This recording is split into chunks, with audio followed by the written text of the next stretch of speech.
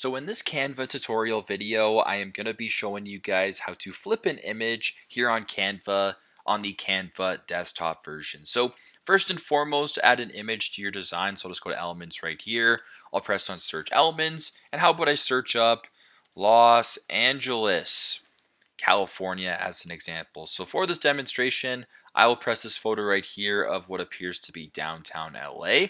Now, if you wanted to flip this for whatever reason, maybe for example, you wanted to make a fun little crop. So what I'll actually do here for a demonstration is I will copy and paste this right here. Just two different versions. Now, version A will be here, version B will be the one that is flipped over. Press on the image right here, go to the top to where it says flip. Simply press on flip horizontal if you want to make it, left or right, or flip vertical, which I will do in this example right here. I will, move the two pictures together and it looks like a mirror image of one another. So very simple, very straightforward. Once again, you can kind of flip it, bring it back to normal, but that is how you guys can flip an image either vertically or horizontally here on Canva using the Canva desktop version. Thanks again for watching, and I hope this video helps.